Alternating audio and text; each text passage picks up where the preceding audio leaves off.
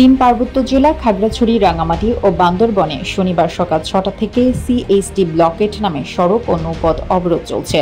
৭২ ঘণ্টায় এই অবরোধের শুরুতেই তিন জেলায় দূর পাল্লার কোনো যানবাহন চলছে না। এতে ভোগান্তিতে পড়ছেন সাধারণ মানুষ।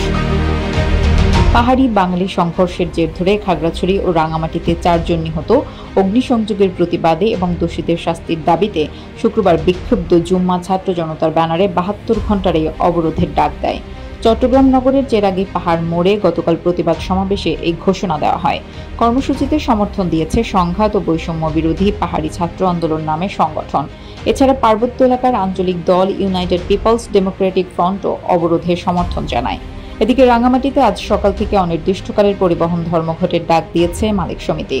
গতকাল রাঙামাটিতে বাস, ট্রাক ও সিএনজি চালিত অটোরিকশা পুড়িয়ে দেওয়ার প্রতিবাদে এই ধর্মঘট ডেকেছেন তারা। গতকাল রাতে এক জরুরি সভায় তারা এই ঘোষণা দেন। অবরোধে সকাল থেকে খাগড়াছড়ির সঙ্গে চট্টগ্রাম ও ঢাকার যান চলাচল বন্ধ রয়েছে। খাগড়াছড়ি চট্টগ্রাম যাত্রাপথে চলাচলকারী শান্তি পরিবহনের বাস চলছে না।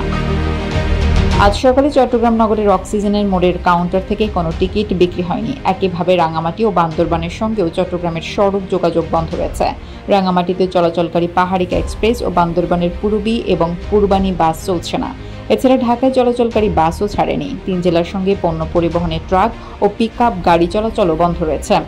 বুধবার খাগড়াছড়িতে পাহাড়ি ও বাঙালি সংঘাতের রেশ গতকাল শুক্রবার পার্শ্ববর্তী জেলা রাঙামাটিতেও ছড়িয়েছে।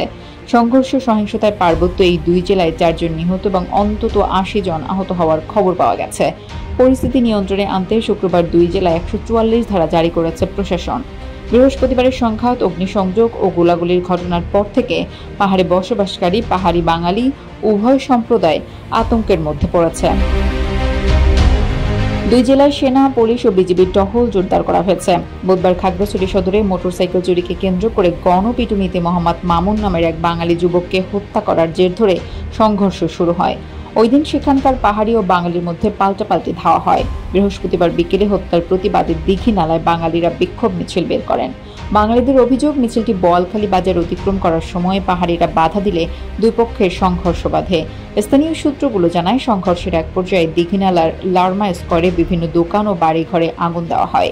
দীঘিনালা উপজেলা নির্বাহী কর্মকর্তা মামুনুর রশিদ বলেন, আগুনে দীঘিনালা বাস স্টেশন ও লারমা স্কোয়ার এলাকায় ১০২টি দোকান পুড়ে গেছে। এর মধ্যে পাহাড়িদের ৭৮টি ও বাঙালি সম্প্রদায়ের ২৪টি দোকান রয়েছে। আজ স্বরাষ্ট্র উপদেষ্টা লেফটেন্যান্ট জেনারেল মোহাম্মদ জাহাঙ্গীর আলম চৌধুরীর নেতৃত্বে সরকারের উচ্চ পর্যায়ের একটি প্রতিনিধি দলের দুই জেলা পরিদর্শন করার কথা রয়েছে।